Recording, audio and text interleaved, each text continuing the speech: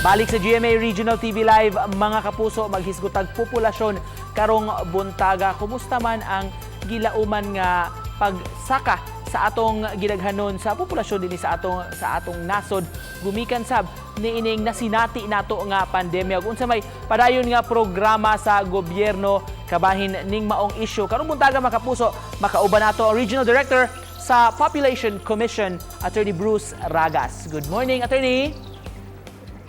Mayong buntag nimo sir og sa tanan nga nagtan-aw ni ining imuhang sikat nga programa.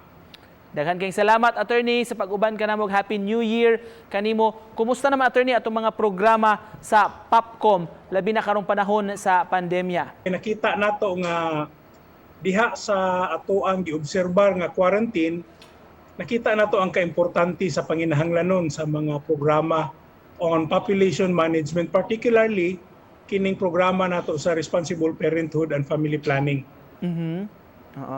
Gumikan sa lockdown, taon-taon bang ito yung nasinati, Attorney, ga stay at home ang kadaghanan labi na mga magtiayon. So, doon na expected nga pagsaka sa atong populasyon. Nabay mga figures ninyo kagihatag sa POPCOM ani, Attorney? Ang University of the Philippines Population Institute nihatag sila og figure nga dunay madugang nga 751,000 ka mga pregnancies because of the lockdown and quarantine that we had since March of last year. Pila na ba ang populasyon nato sa Central Visayas, Attorney, sa based sa pinakauwahin nato? Ang atuang population based on the 2015 nga census nga gikandak sa Philippine Statistics Authority, naata sa mga 6 milyon ka mga Bisaya sa Region 7, no?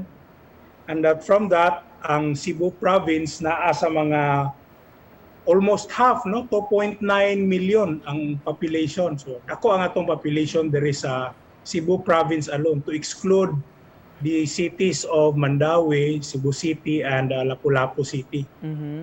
So highlight aning demographic nga vulnerability, Attorney. So tan-awon sa usa ka komunidad kung kinsa ang most vulnerable. Ang highlight ani sir is that it can assess and help local government units in assessing the degree of vulnerability sa ilang tagsa-tagsa ka mga barangay. No? By analyzing the situation in terms of kining population density. Attorney, sakto ra ba ang termino matawag man nato ni nga baby boom gumikan sa pandemya?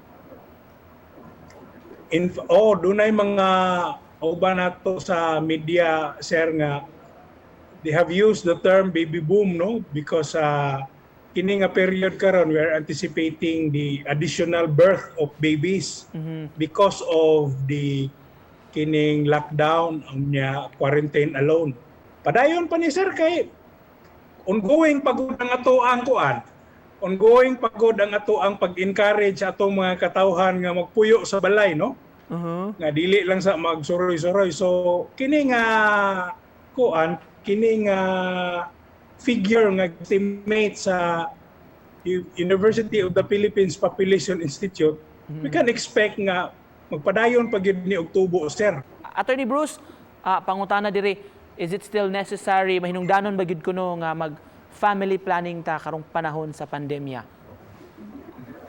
Hinungdanon kaayo siya sir, no, tungod kay isod baya ang atong panahon karon.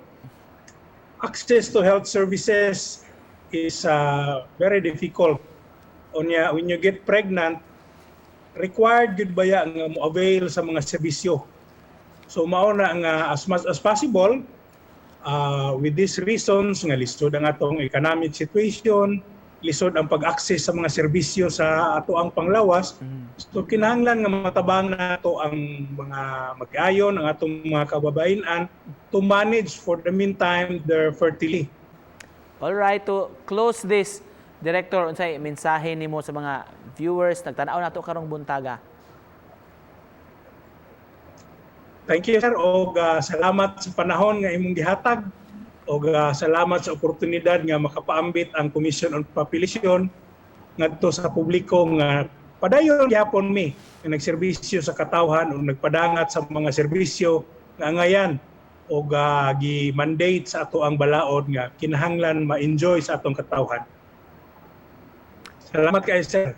With that, we'd like to thank you. Daghang kayong salamat sab sa pag-uban kanamo karong buntaga mga kapuso ang Regional Director sa Commission on Population, Attorney Bruce Raga. Salamat, Attorney. Thank you sir and good morning to all of you. Good morning.